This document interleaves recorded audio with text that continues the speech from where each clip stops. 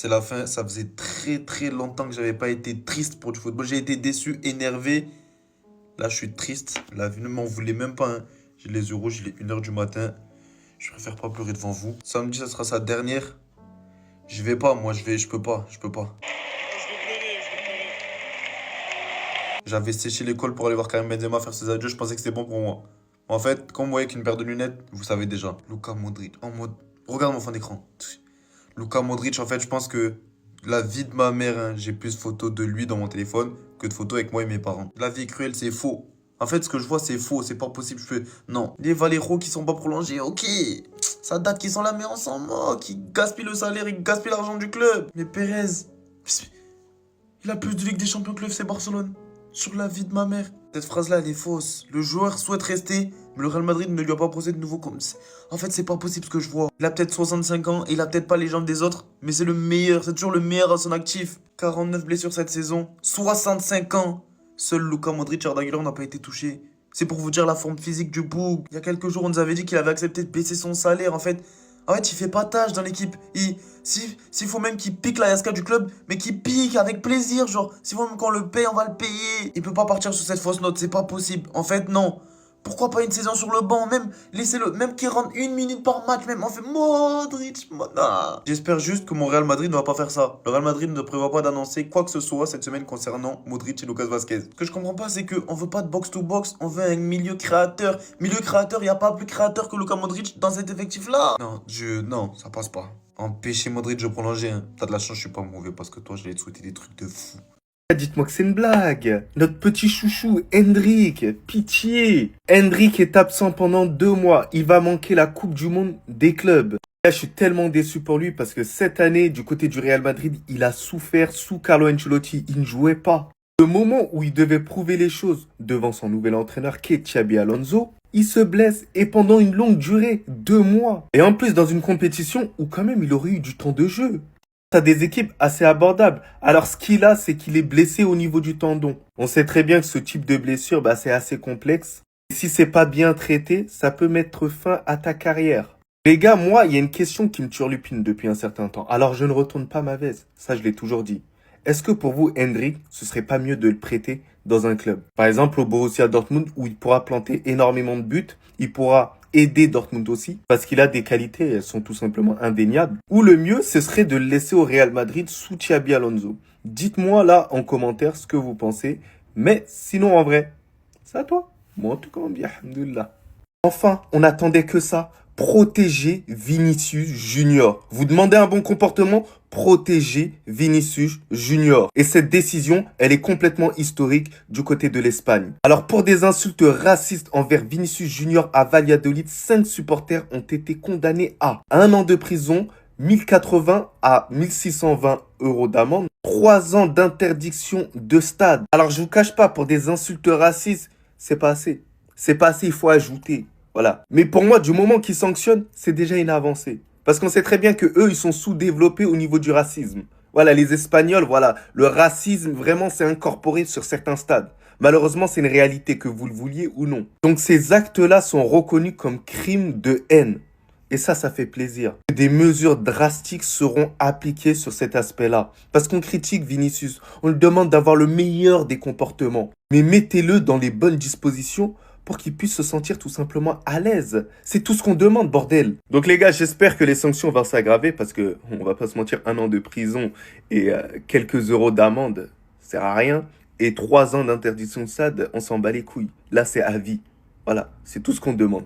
En bien. Et voilà, je savais, le Real Madrid, je pense qu'on n'a toujours pas compris la leçon de cette année. Après le média Relevo, le Real Madrid envisage sérieusement de recruter un Galactico cet été. Ce serait après la Coupe du Monde des clubs. Son identité n'est pas encore claire, mais il coûterait plus de 100 millions d'euros.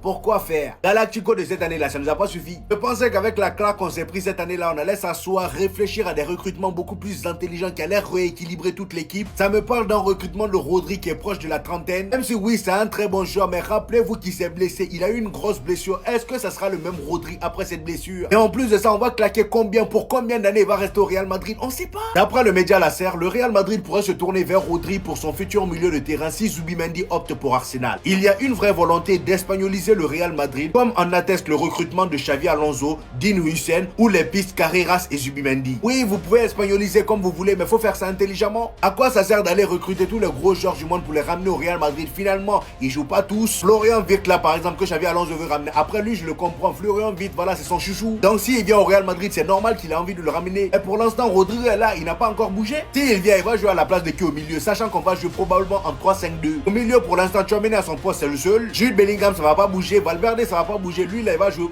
Sachant qu'il y a des Kamavinga qui attendent, il y a des Arda Güler qui attendent. Moi qui étais là, confiant, mais je commence à avoir peur de vos recrutements bizarres là.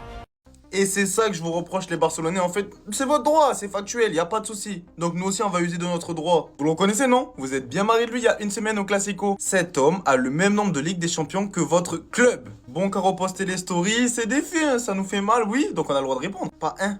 2 ans en Europa League, tout récemment là. Une fois éliminé par Francfort à domicile chez vous, dans votre propre stade, ils vous ont envahi et ils vous ont empêché de sortir. C'est compris? Si je vous montre ça, ça vous dit quelque chose? Fred, 2023, l'année où le Real Madrid gagne la Ligue des Champions, l'année où Lucas Vazquez gagne sa 4e Ligue des Champions, soit le même nombre que Messi a de Ligue des Champions, soit quand Fred vous a éliminé d'Europa League. Tenez, je vous mets un peu de bonnes nouvelles pour vous saucer.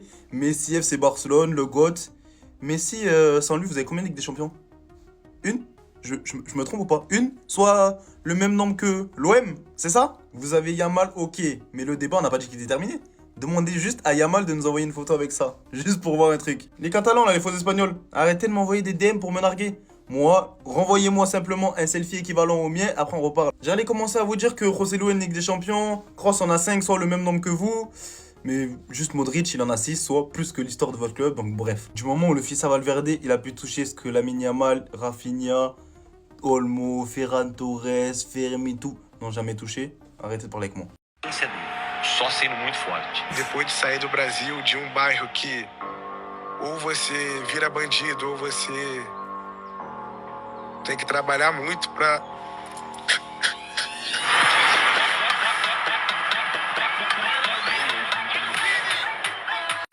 Mais le monteur c'est un criminel. En fait, faut l'enfermer. Attendez. J'ai tellement pleuré sur cette vidéo depuis ce matin, j'hésitais à en faire une vidéo. Pour ceux qui n'étaient pas au courant, Vinicius il a fait un reportage, un documentaire plutôt sur Netflix qui retrace un peu son parcours depuis le début de sa carrière, qui nous montre l'importance de l'entourage dans le monde du football, les moments compliqués qu'il a dû traverser pour en arriver jusqu'ici. Lui qui a été victime de racisme plus d'une fois dans les stades, etc. Ça retrace un peu tout. Franchement, ce que j'ai vu, c'est un très très bon documentaire. Et ceux qui n'aiment pas Vini, les gars, on peut le trouver chiant, certes, quand il parle aux arbitres, etc. Mais je vous jure, je vous comprends pas. Il est attachant, ce mec, mais il est tellement drôle. Pour revenir au début de la vidéo, en fait, le monteur, il joue à quoi? Il joue à quoi? Parce que les gens s'y attendaient même pas. Il raconte une histoire triste. Vinicius, il faut savoir qu'il vient d'un quartier dangereux et que de là où il vient pour s'en sortir, il y a 2 voies. Soit celle du banditisme, soit celle du charbon. Tu travailles et tu t'en sors. Il s'en est sorti par le biais du football et c'est tout à son honneur. Donc, faut prendre en compte que ce mec, il a eu une enfance pas simple, tu vois. C'était compliqué. Donc moi, c'est pour ça que j'ai énormément de respect pour ces mecs-là qui sortent de nulle part, qui ont dû traverser des épreuves plus que compliquées. Mais le monteur, t'as vu toi, Netflix, là, c'est la dernière fois, hein, parce que eux, ils aiment même faire des trucs comme ça. Donc le frérot, il raconte quelque chose de compliqué et tout. Il pleure. Bon, il s'y attendait pas après. Vini, il est comme ça, il est surprenant. Il nous prend par surprise comme avec ses dribbles. Il pleure. Qu'est-ce qu'il trouve de mieux à faire? Il coupe la partie où il pleure. Il met une dernière musique d'enjaillement. Vini! Il met des buts et tout. Non, frérot, il fait une transition. Va moins vite, frérot. Là, il allait trop vite. Franchement, il a tout mélangé, le monteur. C'était un moment très drôle. Moi, perso, ça m'a fait rire. Vaut mieux en rire qu'en pleurer, bien évidemment. Mais voilà, le documentaire de Vini, il est sorti. Vous pouvez aller le regarder. C'était CGarsM. Restez sobre, abonnez-vous, les gars, on s'attrape.